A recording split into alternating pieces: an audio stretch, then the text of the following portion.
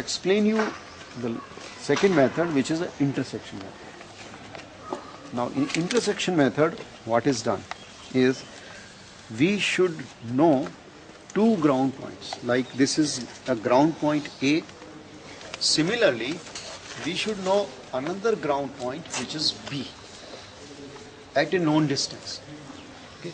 Let us say my ground point B is 20 meter away from here. So how much is that distance on plane table? Is 20 centimeter. So what I do is that I will draw the direction of that point with the help of the alidate. So let us keep a flag at the other point. Let's keep a flag at the other point.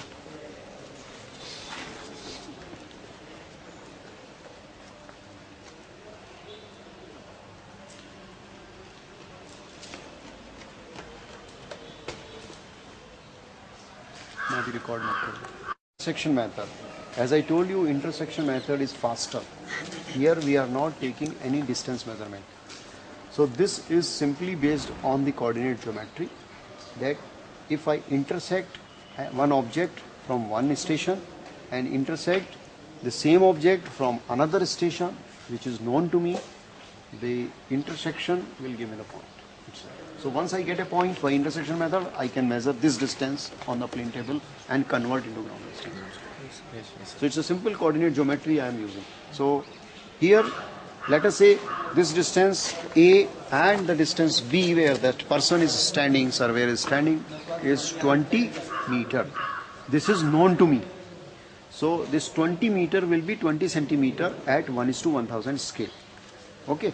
So what I draw here is that from A point, let us say now this is my A point which has been transferred from the ground, same way as in radiation method. Okay. So from A I will like to fix up the direction. So here I fix up the direction and this is my direction. Now I can see that flag. This is in the line of sight. So I draw a line which is 20 centimeter on the plane tabletop. So this is my A point and this is my B point, and this distance is 20 meter on the ground, 20 centimeter on plane table at 1:1000 scale. So this distance is known to me, orientation is known to me, direction is known to me. So if now I want to plot the corner of the building, same again, we have to take a flag. We will like to simply from A, we will like to simply bisect the corner. So this is in the same line of sight. Now the flag is in the same line of sight. We have kept the flag at the corner of the building which we want to plot, and see here this particular point, that now the alidate is also aligned in the same direction. So what I do simply is that I will draw a ray. I don't know how long the ray to be drawn, so I'll draw a long ray. This is towards the building. Okay. So for my memory I can write that this is towards building. Okay. I want to plot a tree or a corner of this particular fence. Then I will draw the ray towards that particular. So this is the direction in which the corner is aligned, and I'll draw a ray now. So this is the ray which I will. So what we find is that another tree here, that large tree. So another object I will like to draw the ray. So this is towards that another object. So this is the line towards the tree. So likewise, you are drawing the rays in all the directions for all the objects which are surrounding point A. It could be this side also. So in all the directions. And then once we have finished this point A, what we do is we will shift our plane table from A to B. So we will shift our plane table here. So can you see that point 20 meter away? So you have to now shift your plane table there at 20 meter. And again you have to do leveling. Again you have to do centering and orientation. Orientation now you are doing with respect to this line. You know this line. With respect to this line, you have to do the orientation part. Okay. This is clear? Yes, sir. Now from B, let us say we are standing at B point. Now from B point, you are again aligning these objects. Okay. So once you align these objects, let us say you are aligning the corner of the building from B again. So this is your alignment. This is your direction. Okay, from B.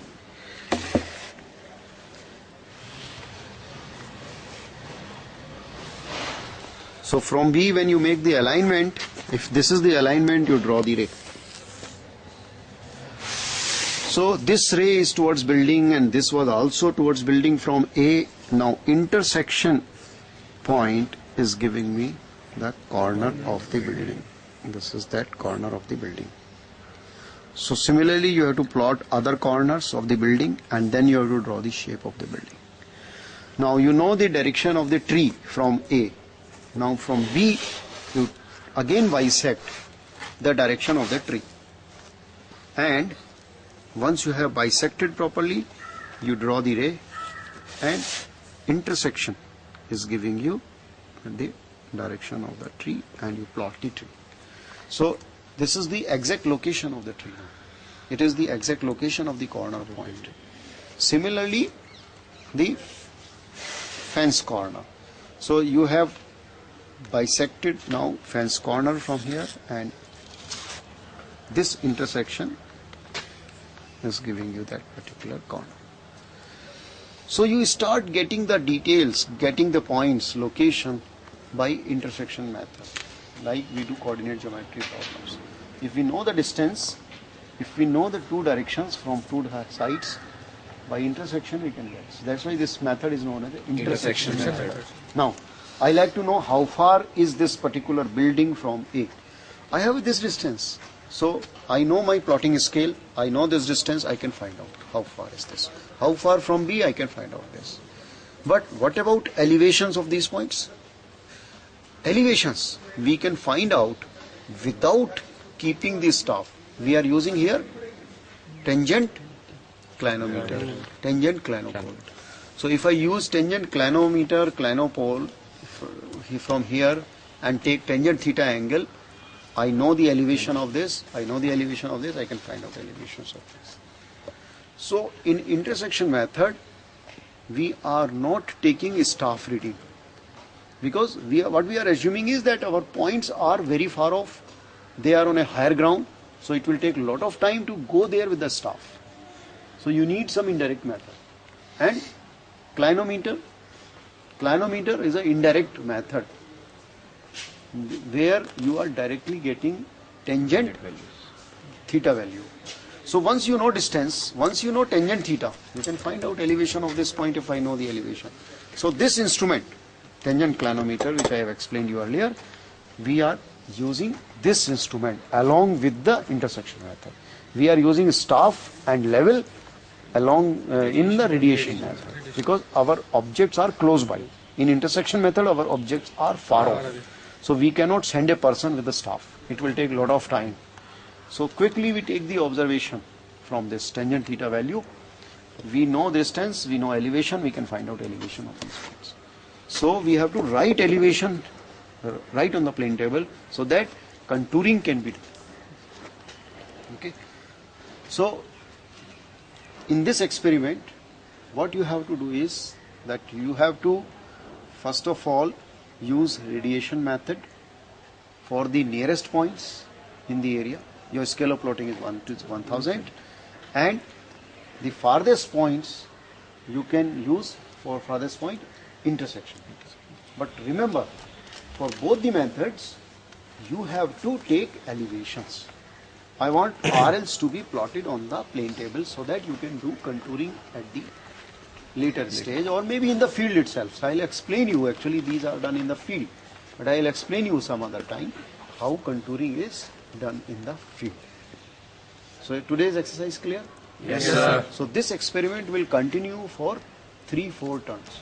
You have to prepare the map of this area at 1:1000 scale using radiation method. And now there are 2 more methods which I will explain you next time.